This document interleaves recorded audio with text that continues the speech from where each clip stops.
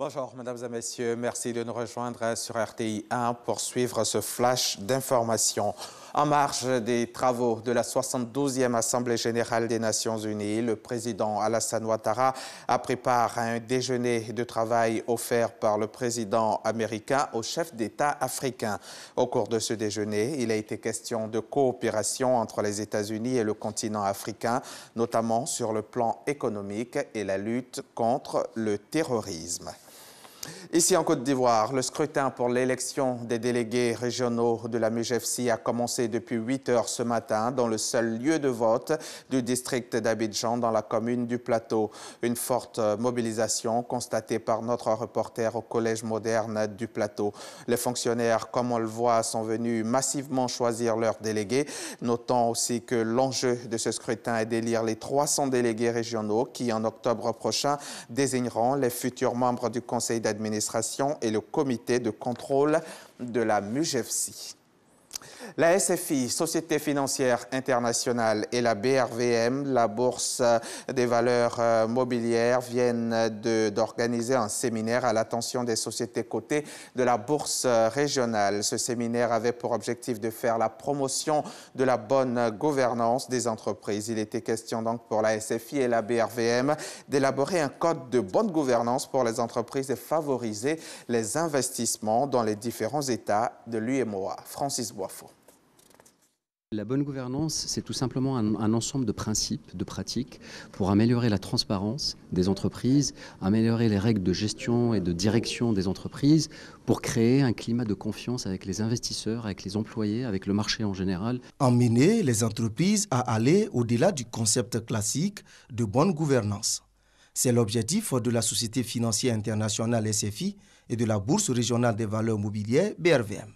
Jusque-là, la question de la gouvernance est essentiellement vue sous l'angle de la prévention des risques de conflit entre les actionnaires et les dirigeants. Aujourd'hui, on va au-delà de ça. On inclut l'aspect responsabilité sociétale et impact sur l'environnement de façon générale dans une économie. Donc pour nous, il est important que nous puissions adopter un code de bonne gouvernance pour les sociétés cotées. D'où ces échanges avec les responsables des 43 structures cotées à la BRVM dans les locaux de la Banque mondiale à Cocody. La fin des travaux d'élaboration du nouveau code de bonne gouvernance des entreprises cotées est prévue pour fin 2018, suivra la mise en œuvre du code un mois après. Il devrait augmenter le volume des transactions de la BRVM. À partir du moment où les sociétés cotées vont adopter les recommandations, qui sont des recommandations qui vont dans le sens de leur transparence et de leur meilleure gestion, ça va renforcer la confiance des investisseurs. Donc, ces investisseurs seront amenés à épargner davantage à travers le marché.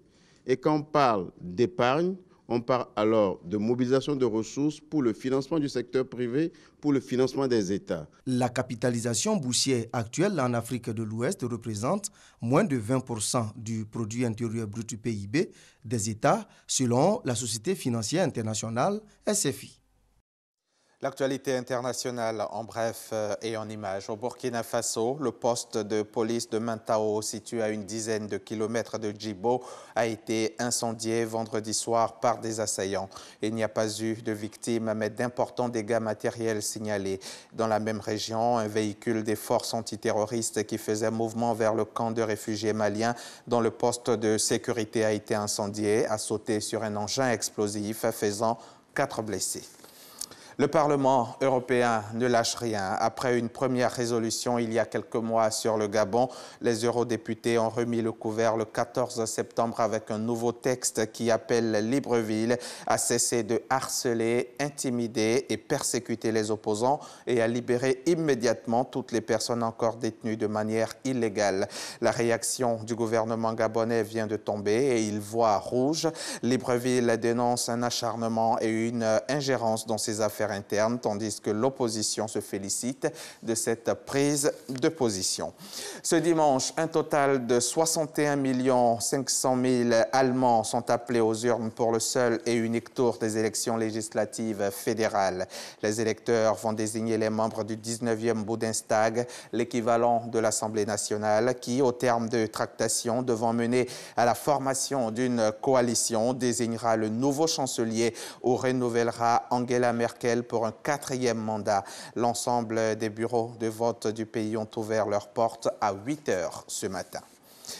Entre Kim Jong-un et Donald Trump, les noms d'oiseaux fusent. Le cher leader qualifie le chef du monde libre de vieux gâteux mentalement dérangé, lequel se moque de ce fou à qui il donne le surnom de petit homme fusée, allusion à son goût pour les tirs de missiles balistiques. Quelques heures avant que le ministre des Affaires étrangères nord-coréen ne dénonce à la tribune des Nations Unies l'attaque virulente de Donald Trump contre son pays qu'il avait menacé de destruction totale, les États-Unis ont voulu adresser un message clair à Pyongyang en envoyant des bombardiers escortés par des chasseurs survoler au plus près des côtes nord-coréennes. C'est la fin de ce flash. Dans le cadre du magazine du dimanche, tout à l'heure, nous recevrons Madame Joséphine Quadio, la présidente des centres d'alphabétisation de Cocody. Avec elle, nous parlerons de l'alphabétisation comme facteur d'autonomisation. À tout à l'heure, 13 h.